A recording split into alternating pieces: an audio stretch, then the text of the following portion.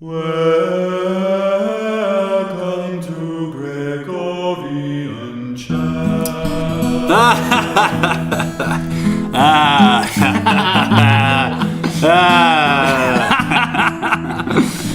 Olivia, welcome to episode 24 of Gregorian Chat, where the real Catholic banter never stops. Never in the whole of Gregorian chat.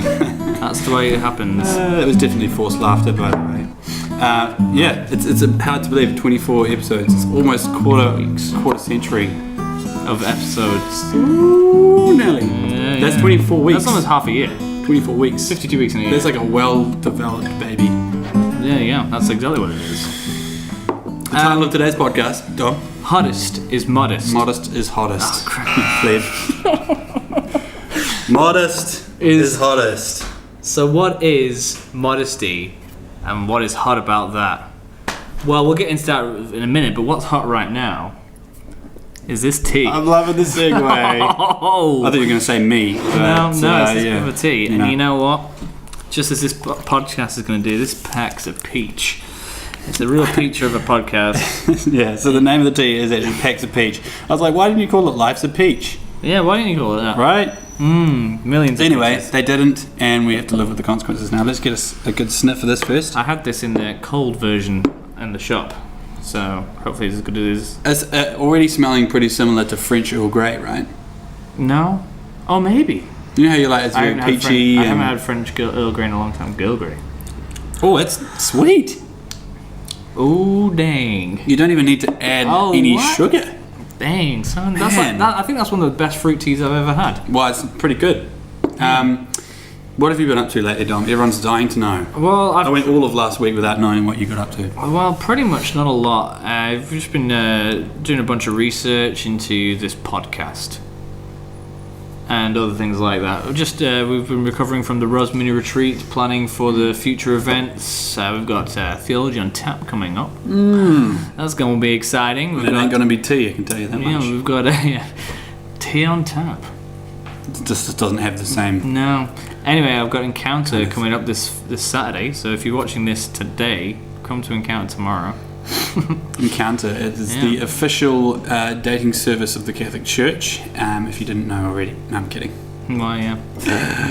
I mean, why do you think it's called Encounter? Yeah, it's definitely about Jesus. It's definitely about Jesus. I'm kidding. I went to What have you Encounter been doing? Once. It was a Thursday. I have been working. I've been working actually on just trying to record my new album. Very slowly. I've realised I should probably do it before the end of the year because that'll be the best use of my time. Yeah. I've been doing a bit of that. Been playing a bit of golf. Got a new golf set. Oh. Been bringing bringing my handicap down, if it is possible, by the way. Well, you've golf got to do what you got to do. Golf could do what you got to. Anyway, Your jokes are so green. I'm gonna make a club out of it. Well, you're a fair way from doing that. Let's just drink our tea. Father Chris is about to throw a tea bag at us. And he wouldn't have realised. He was just about to tee up. Yes! Yes. That's good. You should see his mug right now. It's actually pretty amazing. We watched earlier Father Chris go through the process of making holy water. It was quite a revelation. That's really cool. Yeah. Anyway. So we saw that today. That's something that happened to us recently. Very cool. Yes. But this topic has been inspired by basically, because we're such attractive men, we commonly run into the problem of The cross that we have to bear. the cross that we have to bear. Modesty is so much harder when you're hot, and you can vouch for that. Yes.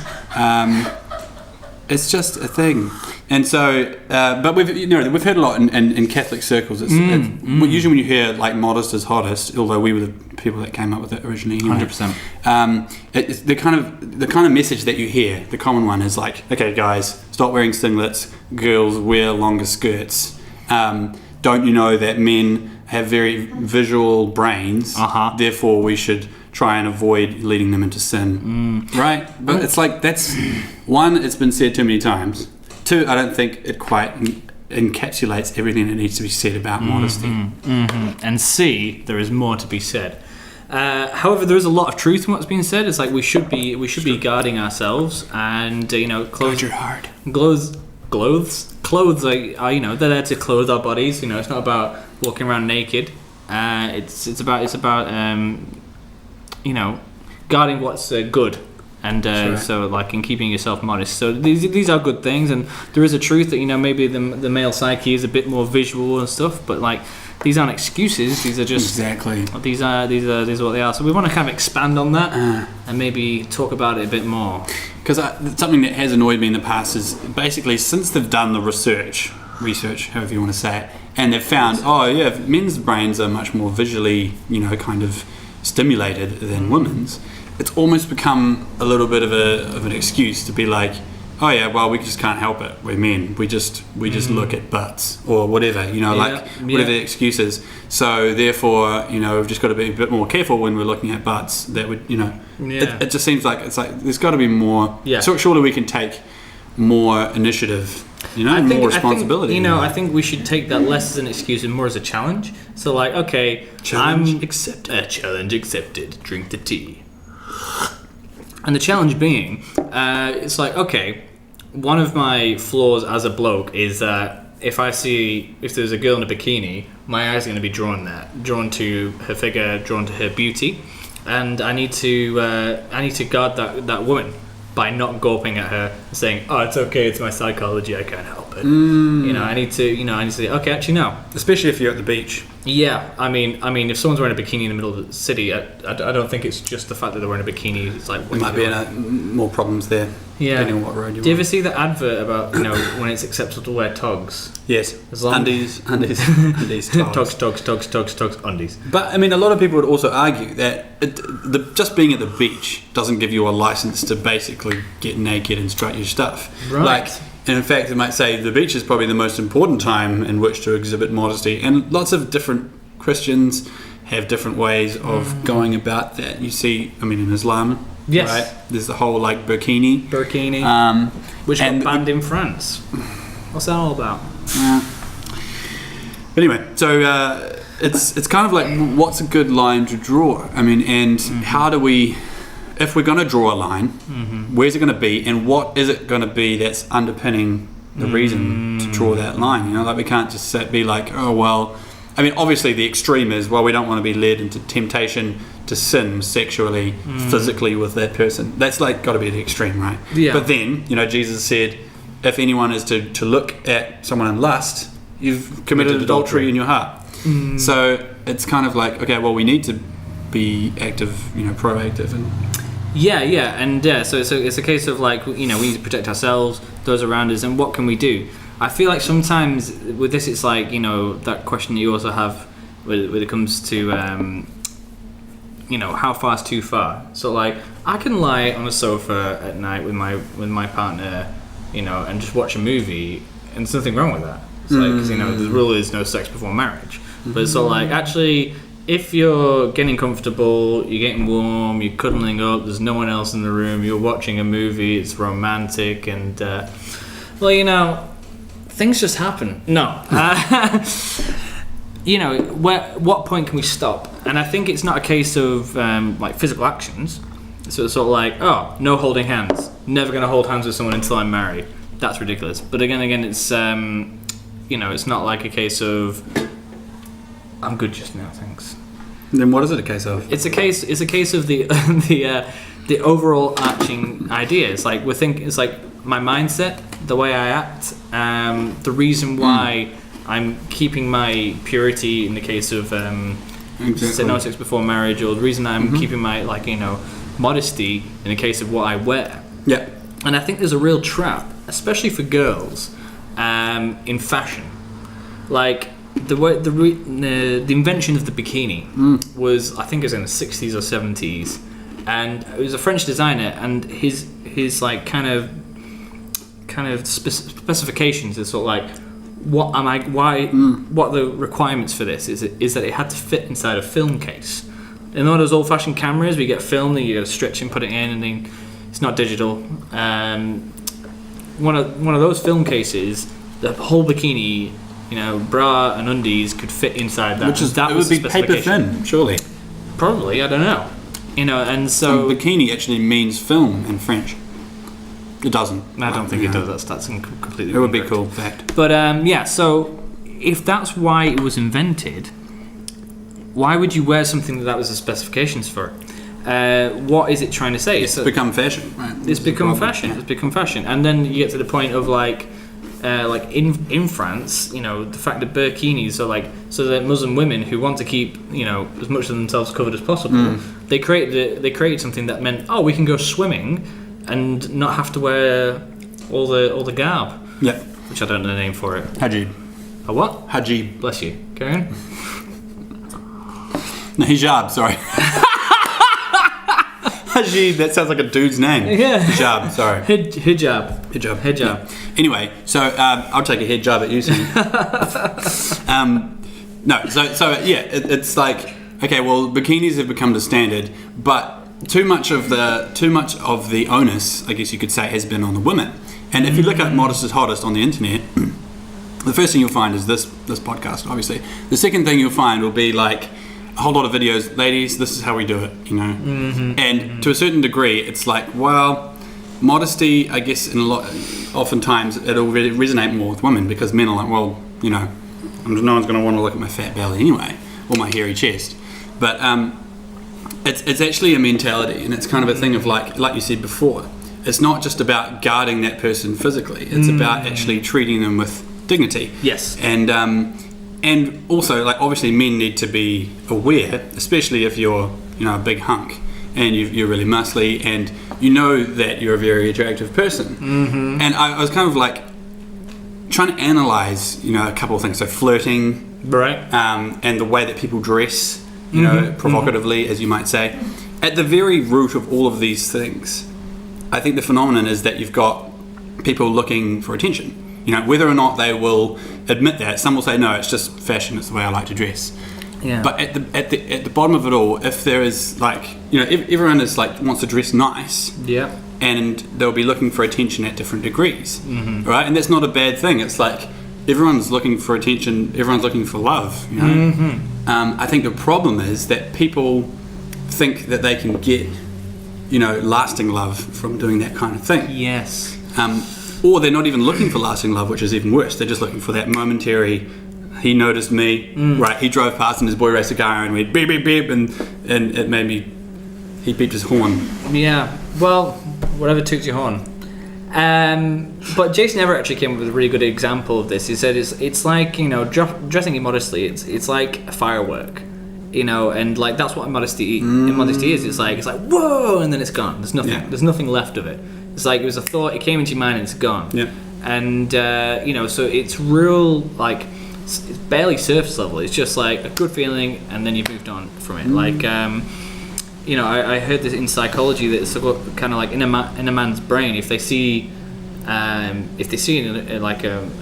attractive woman in a bikini or something, it goes straight into their mind. It's like really hard for them to not notice. However, within a minute, they can't even remember what that person looked like. And I think that's the problem, is that, and you see this with pornography and things, these can leave lasting images on your brain, but the only image that's lasting on your brain is actually just the physical side of things. You don't really recognize that there's a woman there anymore, right? Yeah. And so this is the problem. It's kind of that paradox. It's like, it's a firework. It's like, yeah, it's there and it's gone. But in the same sense, that image can last, but it's not a complete image. And a good friend, Brendan Malone, I've heard him say this a few times. Good man. What he says about pornography, he always says, the thing about pornography is not that it shows too much. It's the problem is that it shows too little. Because all we see is the physical side of things. We don't get to see any of that person's real, Yes, personhood. and it's not showing real intimacy. It's not showing real relationship. It's just an object. It's just like I'm hungry. I'm going to eat some food. It's an object to be used and then to be discarded. So an interesting question we were thinking about before is like, if you're thinking about dating, if you're thinking about this area of modesty, what to look for in somebody that you would like to date. And I guess my question, which I propose to you now, is like, where does modesty come into it? Like, how far should it determine, our standards and things like that? So let's say, for instance, if you, and this goes again with like usually fit people who are really exercise a lot, and who are very fit, Interesting about like the question. would be more prone to show off their body, right? Because it's like, well, I've got something to show off. Right. But it's like, you know, how do you really do that? Should you be doing that at all or not at all? And Well- how much should you be looking for that attractive side in a person that you want to date? Or should it all be about the personality? You know what I'm saying? Well, I think attraction does have a point to it, and like, I mean, when you're attracted to someone, that's the initial response, and you don't choose that necessarily. You see someone attractive and you find them attractive, and that's what happens. And now, if that's where it ends, that's when it's the problem.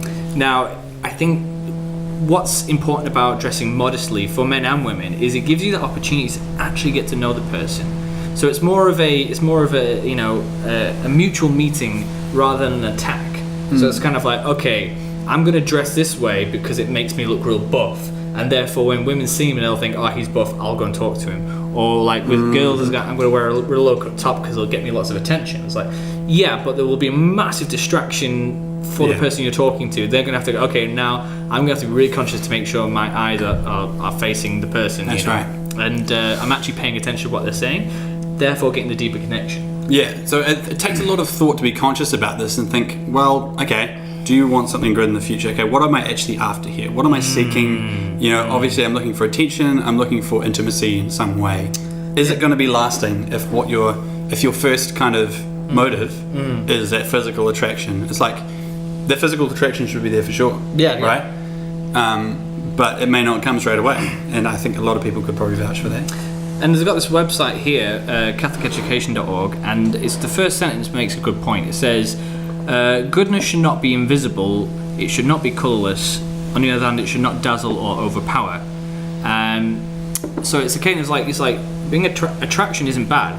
If you're sort of like, oh, I'm talking to this girl, but I'm only attracted to her. You know, it's like, of course you're attracted to her. You know, or I'm talking to this guy, but I don't know anything about him. I only think he's attractive, so we'll get to know him. Yeah. You know, and then you might not find them as attractive, or you know, vice versa. And another point it makes it here, it says the modest person is content with living well and performing good deeds without fanfare. It is essential for him or her. For him or her, life is essential, but the rewards are superfluous. So we think about this, and again in the context of dressing modestly, it's sort of like, why am I dressing this way? It's to get this reaction, and that's your reward.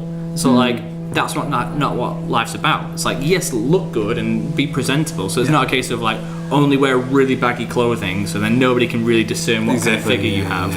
But it's a case of like, dress well and like, dress well. Yeah, dress well, and think about how much time you're pouring into yourself. And I don't just mean your image, right? Because a lot of what we do is, it's like, we want people to see us in a certain way. We're going to pour heaps of time into getting ready, getting our hair ready. How much time are we spending developing our character?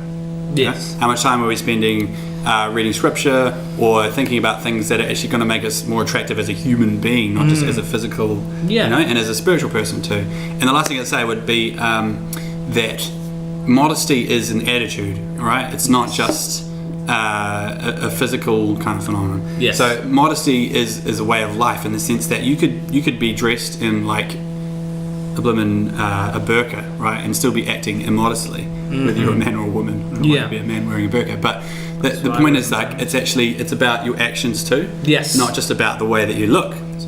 It's about, and like the whole thing with modesty and immodesty is it's not about the surface level.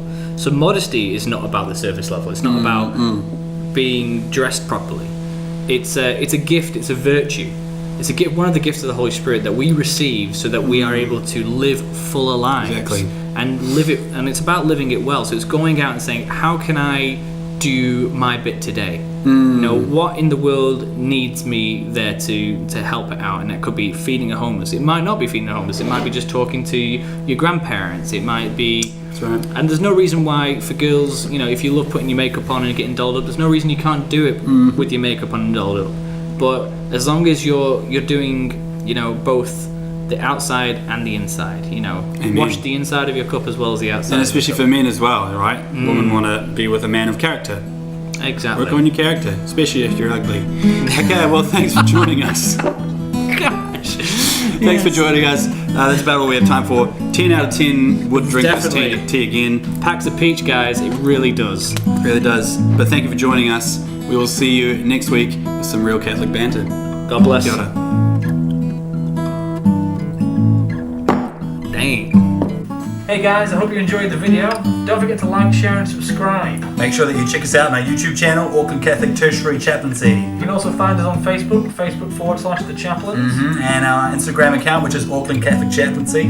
We're also now on iTunes. Just search up Gregorian Chat. Boom. That's right. Thanks for listening. God bless.